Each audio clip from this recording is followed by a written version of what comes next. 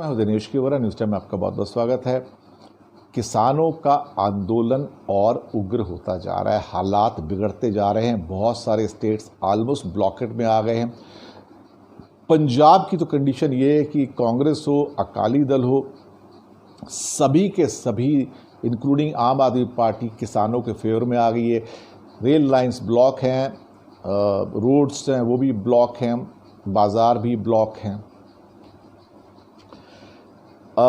सरकार अपने जो साथी है, एनडीए के जो साथी हैं, उन्हें इस बात पे कन्विंस ही नहीं कर पा रही है कि मैंने जो डिसीजन लिया किसानों के बिल पास करवा के वो ठीक लिया। अकाली दल ने एनडीए का साथ छोड़ दिया, इससे पहले शिवसेना भी छोड़ चुकी थी। धीरे धीरे अभी हरियाणा के अंदर समस्या आ गई है। दुष्यंत चौटाला को वार्निंग मिल गई है बाकी लोगों से और किसानों से, या तो तुम हमारी साइड में हो या हमारी साइड में नहीं हो। अब समस्या ये है कि किसानों की अगर आय बढ़ानी हो, इनकम बढ़ानी हो, तो तरीका क्या है? या तो आप प्रोडक्टिविटी में इतना इंक्रीज कर दो कि जिसे आप कह सकते हो कि उसमें से और ज़्यादा पैसे मिल जाएं, लेकिन आपकी प्रोडक्टिविटी जितना बढ़ती है उतनी कीमतें कम हो जाती हैं, तो फ़ायदा तो होता नहीं किसान को।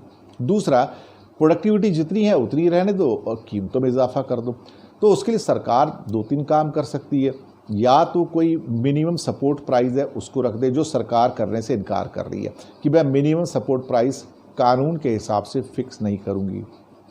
या कोई सब्सिडी दे दे, तो सब्सिडी देने को भी तैयार नहीं है।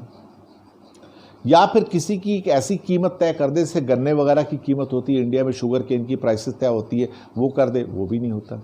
या एक तरीका ये हो सकता है कि जिसमें एक कोई कोऑपरेटिव्स बना लिए जाए और किसान इकट्ठे होकर आ जाए और फिर वहाँ बीच में जो दलाल लोग हैं, बिचौलिए हैं, मिडिल मैन हैं, उनको दूर किया जा सके।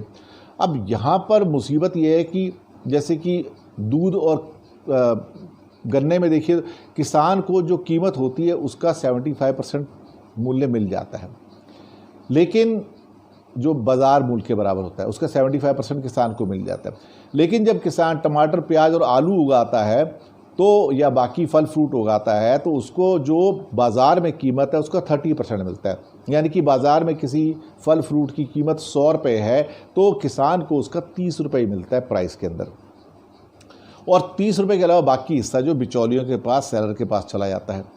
अगर हम डिस्ट्रीब्यूशन की जो सिस्टम है उसको थोड़ा बेहतर भी कर दें तो ये शायद बढ़कर जो परसेंटेज है 40% तक हो सकती है। बहुत सारी ऐसी फसलें हैं जहां पर लोगों को जो बाज़ार मूल्य है उसका 10% मिलता है। ख़ास तौर से आप लैटिन अमेरिका में देख सकते हैं। कॉफ़ी और केला, दो चीज़ें ऐसी हैं जहां पे अगर बाज़ार की कीमत 100 रुपये है तो किसान को सिर्फ 10 रुपये मिलता है।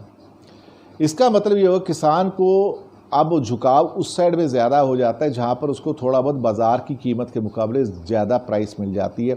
और इसमें गन्ना जैसे प्रमुख है, दूध वगैरह भी होता है कि बाज़ार में 40 रुपये तो उसको 25-30 रुपये का प्राइस मिल जाता है, 75% तक का प्राइस मिलता है। लेकिन जो फसलें हैं उसमें नहीं मिल पाता, जो नॉर्मल फसलें हैं वहाँ पर 30-35% ही मिल पाता है।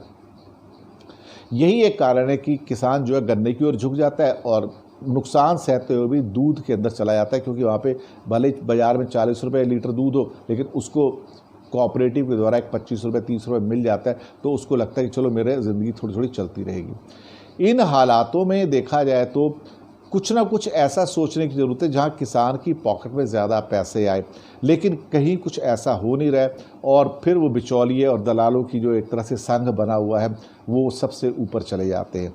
इतिहास में ना जाने कितने ऐसे उदाहरण हैं जहां बिचौलियों को, मिडिल मैन को निकालने की कोशिश की गई, लेकिन हकीकत ये है कि ना मिडिल मैन कभी निकला, ना कभी निकलेगा।